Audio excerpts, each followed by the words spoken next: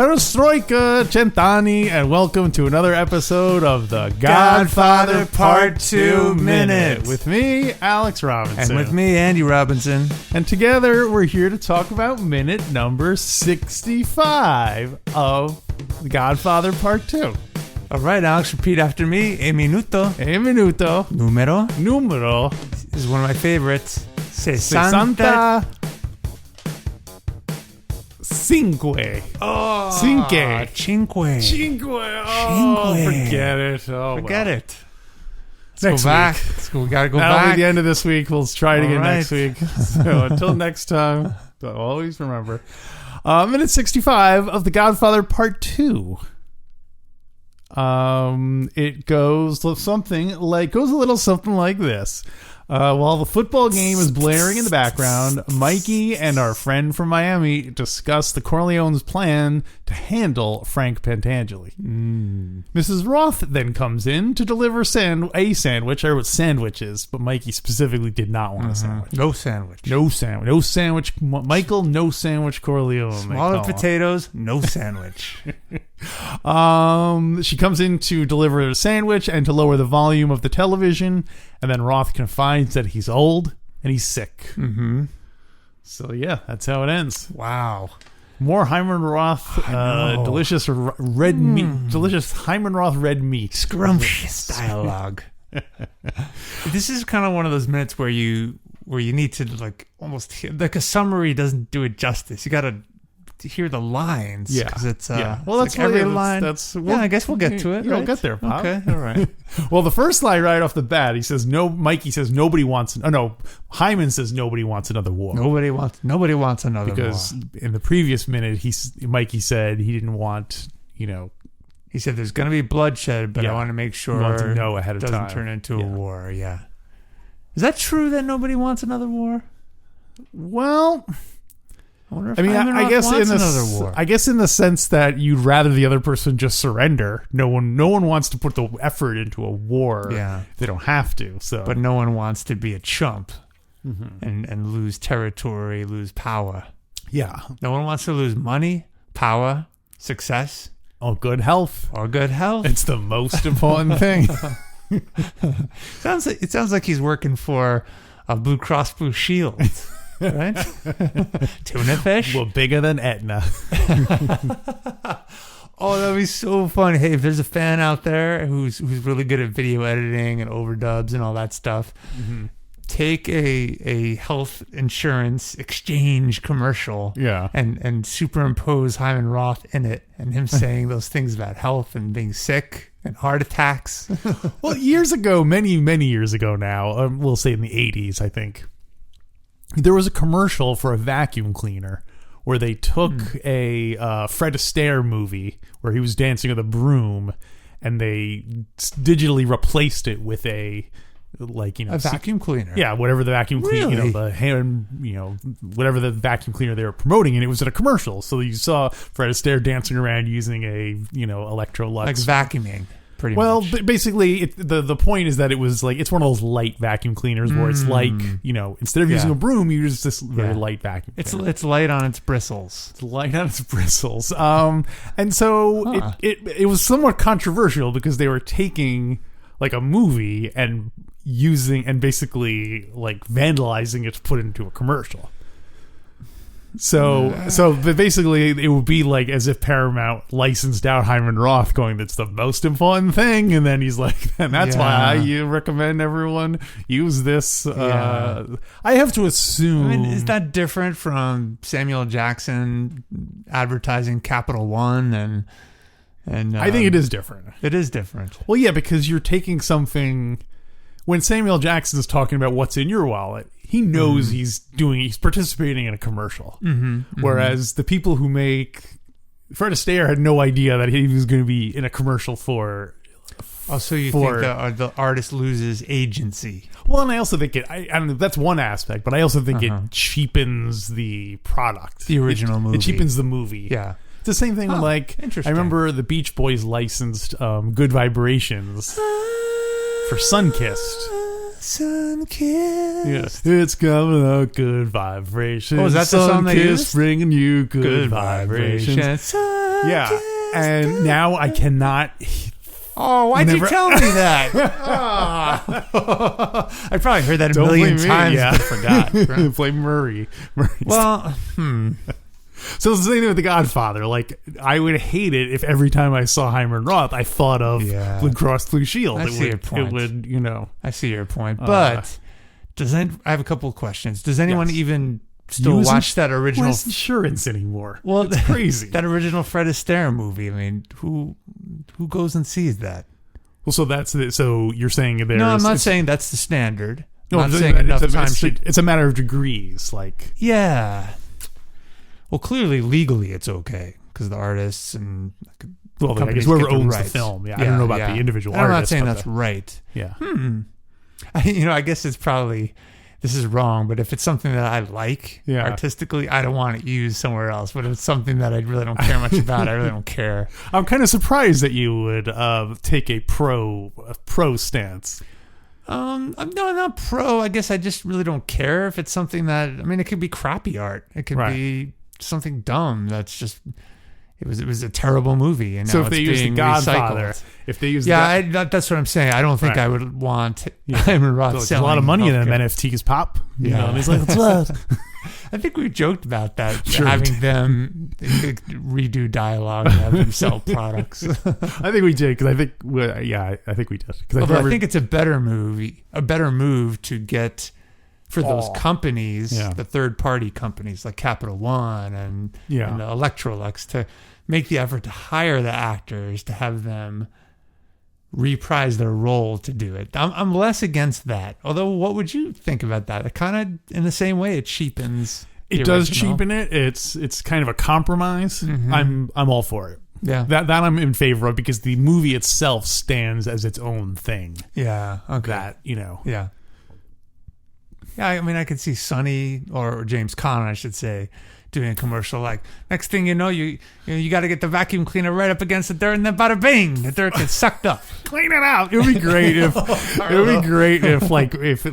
30 years from now you watch the movie and it's like wall to wall product placement and stuff like that. Oh my god! She's trying to break the dishes. The dishes won't break. That's because they're the new Polyex dishes. Oh, that's great. Oh, there's so much you could do with that. How about that? Should be our new thing. One of our new recurring features is how can we work product placement into this minute? You know, at least a year ago we started doing that. Let's do it again. Do it it's consciously. Yeah.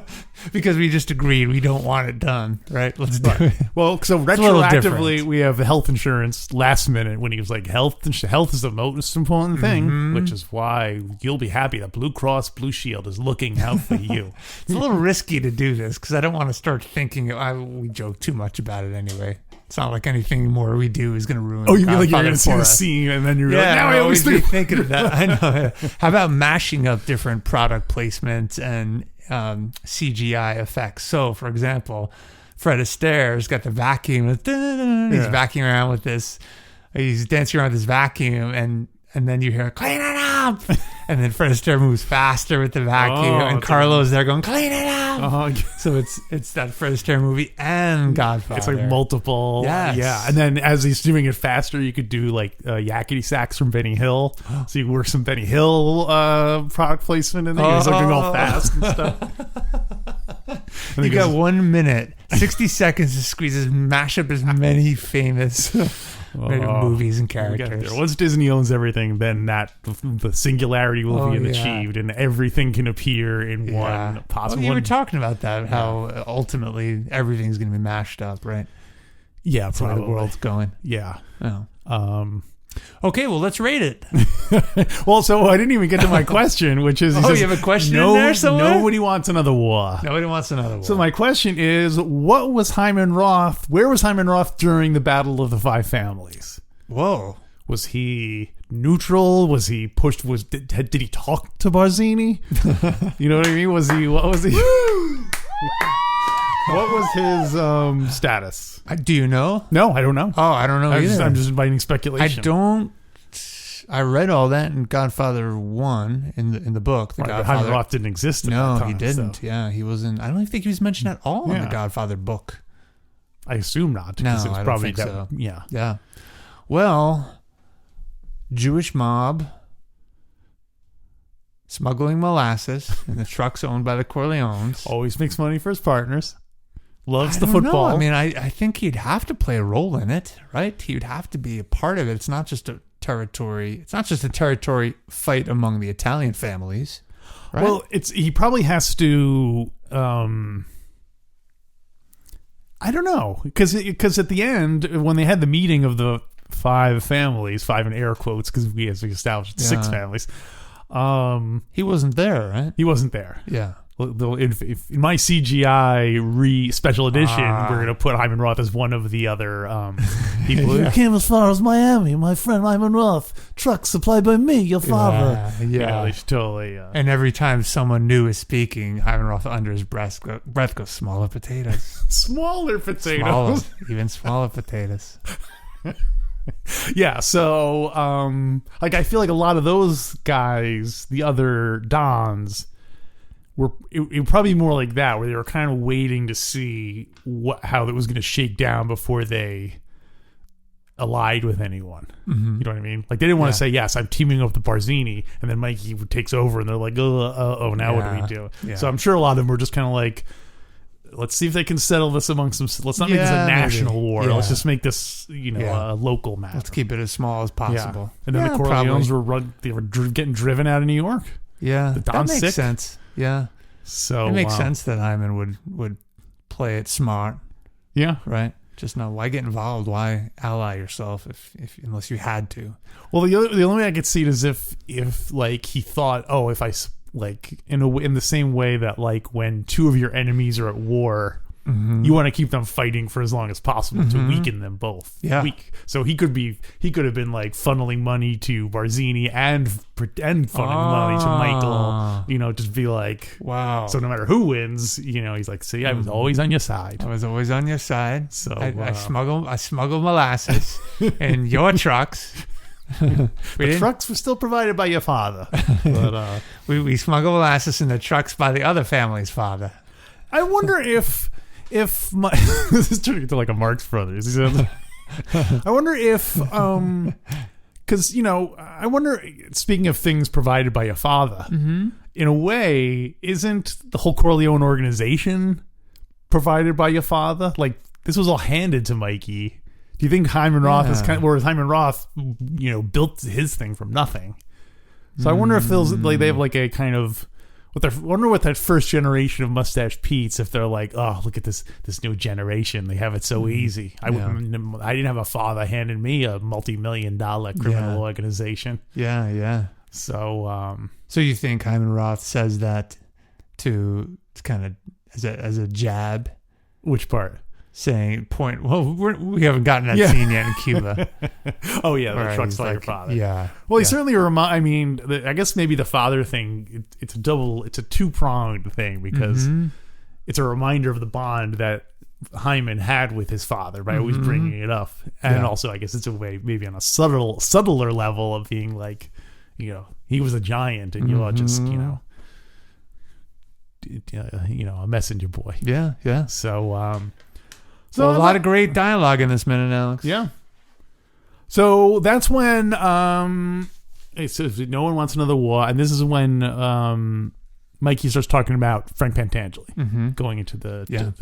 Did you have any specific things you wanted to talk about that? Yeah, well, I think when I think it's great how Michael launches this monologue about what took place, his interpretation of it, and why he's there talking to Roth. And he kind of lays a lot on him fast. It's barely a conversation. It's just Michael saying, hey, this is what happened. It was Frank Pantangeli. I didn't give him the answer he wanted about the Rosado brothers, so he tried to have you killed. I think that's really smart because it doesn't give Roth an opportunity to to think whether this is true or whether what Michael is saying is legitimate. Mm-hmm. So it's like he's selling. It's like a fast talking salesman. He's just Right. laying all this on him fast, and and the cherry on top, the ending is, I'm telling you this because I don't want there to be another war. Yeah. Which is what everyone wants to hear, right? Yeah, totally. So I thought that was really clever of Mikey. I mean, he's a really quiet, reserved guy, but boom, he gets down to business and lays it all on Roth fast. Yeah, he does. I wonder if also, like, filmmaker wise, you're like, we know all this, so like we don't want Hyman Roth to be like, well, what happened? And then Mikey would just be explaining the stuff that we already saw. So it also makes sense, you know, from a storytelling point of view, just get it out as economically as possible. Yeah. But yeah, definitely, it's the most, like, sort of assertive we see during this whole scene. He's very deferential to Hyman Roth, obviously, Yeah. you know, to the point of, like, brown nosery. Yeah.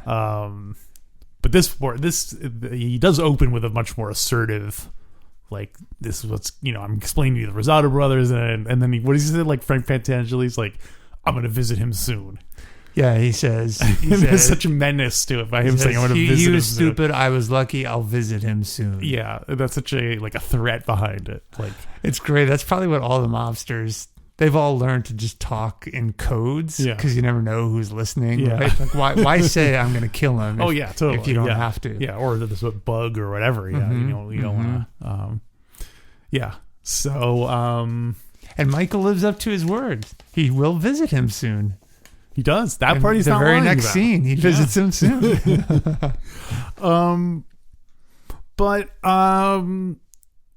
So I think I remember one of the first times seeing GF2, and it took me a while to figure out what was going on to some extent. Yeah, Because, the like, events and who thought what. Yeah, because it's not Yeah. clear. Like, now we know that that Mikey is just kind of telling Roth what he wants to hear. Yeah, Like, that he doesn't really plan on killing Frank Pentangeli or anything like that. But I think at the time because he also says more or less, he basically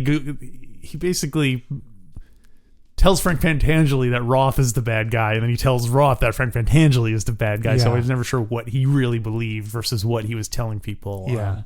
Yeah, it does take a while to figure that out. Yeah. Plus, with the scene earlier when Michael is sharing with Tom Hagen about what he's thinking up to this point, is also adds some confusion. Yeah. Because he gives Hagen some information, but doesn't really clarify what he's thinking and what he thinks took place. Yeah, it's weird that I don't remember if we mentioned it at the time, but it's weird that he doesn't just tell Tom, oh, you know, I think Hyman Roth is like, why wouldn't he tell Tom? It seems like if Tom's going to keep running the family, he needs to be at least informed about that threat, because Roth could still keep attacking the family, even if even if he's not trying to kill Mikey personally, he could still keep, Tom, agitating. Again, Tom, I'm testing you to see if you can figure this out on your own, because I'm tired of being the one who has to figure all this out, Tom. Don't tell me you're ignorant.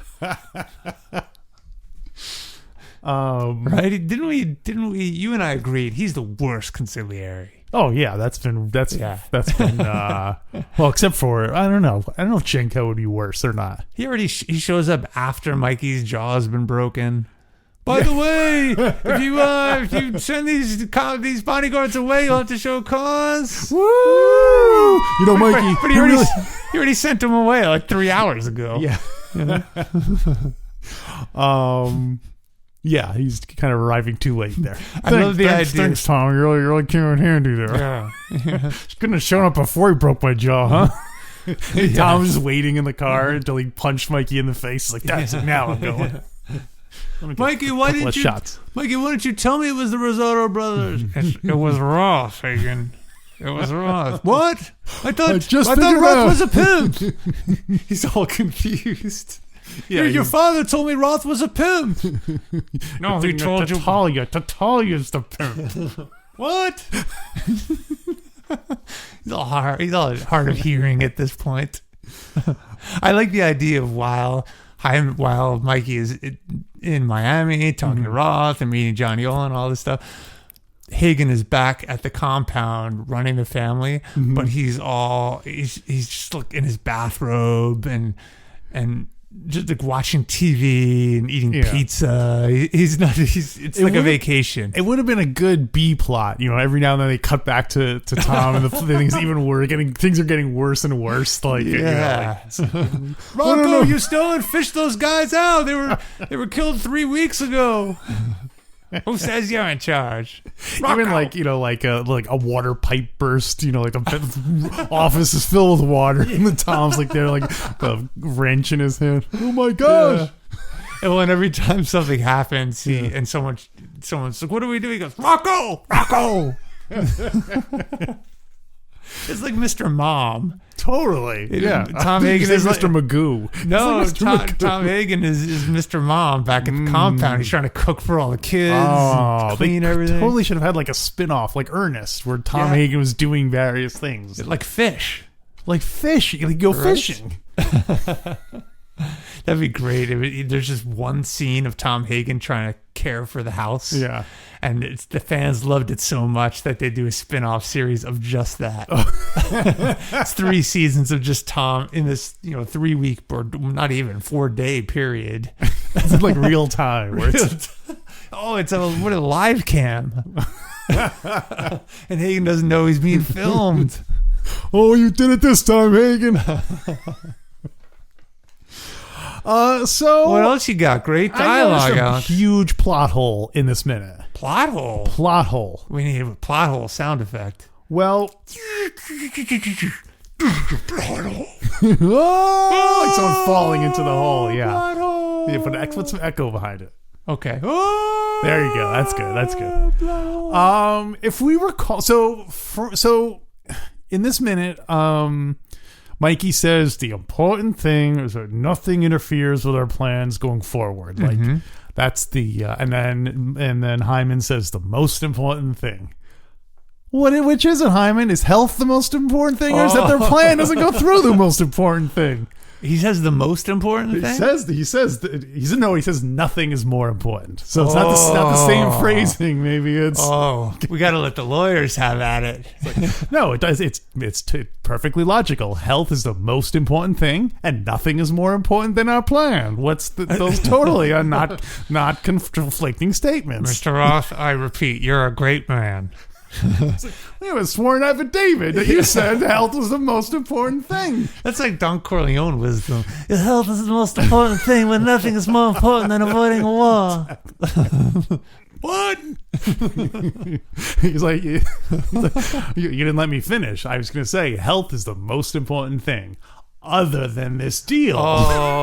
You interrupted me, Michael. Gosh. Well, I think Hyman Roth is hedging his bets. He's banking that Blue Cross Blue Shield is going to hire him to promote health, but he also he knows the like gun lobby is also, or no, it wouldn't be the gun lobby, it would be the peacemaker. The UN is also considering hiring him to do a public service message. Saying what? Well, saying that no one wants a war. It's the most important thing. Got it. So he needs to have both statements on record. Yeah. I don't know. It seems like whoever got him first would be the like you couldn't have him then. I guess ad people do it all the time. They go, yeah. Yeah. Yeah. Oh gosh, yeah. People endorse different, but you generally don't see people being like you wouldn't see Samuel Jackson to continue using him. Like him now working for a different bank and being like, Capital One, those guys suck. You should go with Chemical Bank. Can you say that? Chemical Bank? No, they went out of business years No. ago. Can you have a bank commercial and refer to another bank and say, don't go to... So Samuel Jackson doing Capital One commercials, he says, don't use Chase Bank. Yeah. Because he doesn't say like Chase Bank is late on, gives you late charges and all. He just says, don't use Chase. Is that okay? I wonder. You really don't see that much. The only thing I could think of is the "Can you hear me now?" guy. He betrayed the loyalty and went to the opposing company. Yeah, that's true. Which was very clever. Can't think of anyone else who has done that. Yeah, it's smart because it's very smart. Because I feel like now they might have like I think because maybe he did it. He started it like 1,000 years ago, and Like, I feel like now they must have a thing in the contract saying you can't go work for another phone company. Oh, yeah, I know. Or at least. I see. No, but even if Capital One Samuel Jackson only worked for Capital One, let's say, could he get on the air on a commercial and say, "Don't go to Chase. Don't go to Chase Bank. Bring your business to Capital One. Don't go to Chase," and kind of disparage a competitor. I think you can say don't go to them, but I don't think it depends. If you say something, you have to make sure that it is legally true. You can't just say, "Oh, they suck." You know what I mean? You have to say like, "Our rates are better," or "Our thing is the." There's a rule that says you can't say like, "Ours is the best product." You can't say that on TV. You can't say out of all the banks out there, ours is the best. Wow. Whoa. Isn't that weird? You can't just make a blanket statement saying, I'm pretty sure that's true because, wow. Like you can't say we're the greatest bank of all time. Like, even if it's true, like a natural thing. But gosh, that's been around forever, right? What about all those pizzas I ate? Well, got all the rest. Now try the best. Oh yeah, I wonder. Yeah. So are you saying Hyman Roth should not be saying health is the most important? You're not allowed to say that? Because because the success lobby and the power lobby will object. I think you can say health is the most important thing, but you can't say Blue Cross Blue Shield is the best insurance company. You know what I mean? You can't say that. Blue Cross Blue Shield will pay for your treatment. Dollar for dollar. Dollar for dollar. They'll smuggle the IV, the cheapest prescription drugs in from Canada. That's where you actually get cheaper prescriptions. That's true. We should also point out, full disclosure, this episode is sponsored by Blue Cross Blue Shield. That's right. And Capital One. And Samuel Jackson. And Fred Astaire. And the vacuum cleaner. Yeah. That company sucks. That would be a great advert. Do you think that would work? Use our vacuums because they suck. I feel like someone has to have used sucking in that way. But it's successfully. In other words, sales increased as a result of that funny joke. I don't know. I wonder. Because they're deep down, you're still saying it sucks. Your product sucks. You know what? We'll answer. I'm gonna Google. Can you say like sucking and disparaging other companies in commercials? What the rules are for that? Now you got me curious. Oh, you're gonna look at the whole thing. I'm gonna look up. Yeah. Can you disparage? And has there been a vacuum cleaner that says we suck? We suck. Or similarly, you could say, is there like a hairdryer company that says we blow? So any of those kind of things where I love it. It's great. Yeah. I mean, especially now, you'd think that there's commercials are so wacky and they use humor a lot more than they did 50 years ago. Yeah, that's true. Yeah. Hey, I have a question for you. Who is the real? How can Roth and Mikey keep straight faces throughout this whole thing? They're both bullshitting. Well, that's what I was going to ask you. How do they? Do you think they're both bullshitting? Mikey's clearly bullshitting. Well, here's the thing. We both agree Mikey is laying it on a bit thick. Mm-hmm. To the point where we said it's brown nosery. Yeah.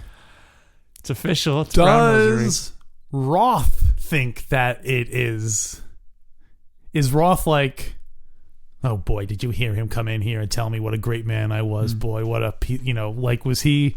He had the knife to move the furniture. Yeah, did you see? Him rearrange my whole room? So was he like that, or was he like perfect? Mikey does not suspect that I was the one who tried to have him assassinated. No way to know. Yeah, it's just layers of poker. Yeah. There's no way to know. Yeah. But I guess the only way to do it is to keep a straight face. So when he says, you're a very wise and considerate young man, I think Roth is doing the same thing to Mikey as Mikey just did to him. So you think they're both just pretending to kiss each other's ass? Yeah, to let them. Do they both think that the other believes it? Oh, are they? Does Hyman Roth think that Mikey believes him? Does Hyman believe that Mikey believes that Hyman believes that he is a wise and considerate young man? Poker. Well, what do you think? I think that they're both smart enough to know that making a statement like that, giving the other praise, is a way for them to let their guard down, and to potentially have them reveal information. And so it doesn't surprise me that both of them use that. Yeah. It's like I they guess both the read How to question Win is- Friends and Influence People Yeah, and are both exactly, using it on yeah. each other. Yeah. Well, Michael? I mean, we Repeating know. his name. I think Michael is smart enough. The end of this movie shows that Michael's smart enough to beat his opponents. So I think Michael is doing that deliberately for the win friends and influence people reason. I'm not sure Roth is. But even if Roth is more likely to believe that Mikey is buying it than the other way around. Because Mikey is smarter in the end. Wait, but I was going to say, but also is Roth more arrogant? Because Roth thinks too. he's smarter. Roth thinks he's smarter too. than Mikey. So on some level, he won't allow Mikey to outsmart him. Yeah. He thinks Mikey can't outsmart him. Yeah. And so he accepts the praise. So More likely to accept the praise. Yeah. So there's a lot of layers to it. Yeah, no way to know. I mean, So the other thing is, so like we said, Mikey comes on strong.